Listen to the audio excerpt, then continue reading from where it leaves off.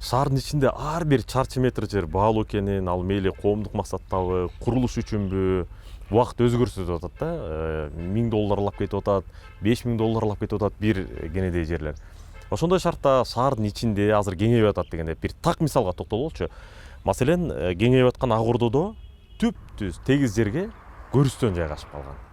Анын кайсы бир бөлүгү толгондагы, калганы бош турат. Сиз ал жерди абдан жакшы билесиз. Мен бир өзүм Президент так ошонун чекесинде эл менен жолугуп, ошол тапшырманы берип, көрүстөндү жапкыла, көрүстөнгө башка жерден жер карагыла деди эле да.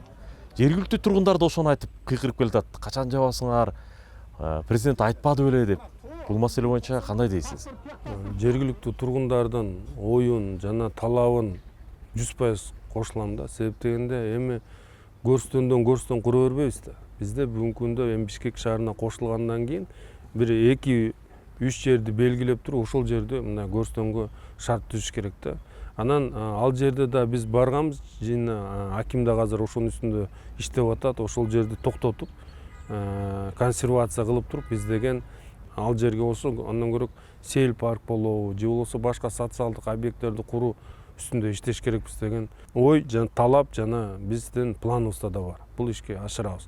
Андан сырткары мен айтып кетейин, бул жерде дагы бир чоң көйгөй бар да.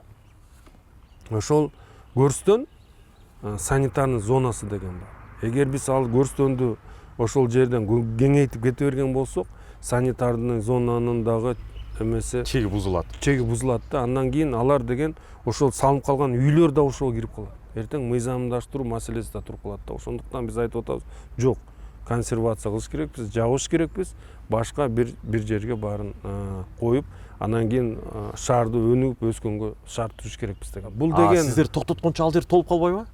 жок, азыр эми мыйзам биринчи окуудан өттү да, экинчи, үчүнчү окуудан өткөндөн эле биздин административдик аймактык реформа ошондо жыйынтыгына чыгат да. Ошондо жер Бишкек өткөндө биз чечимдерди өзүбүздүн чечимибиз менен чыгарып эле ошону чектейбиз да бар.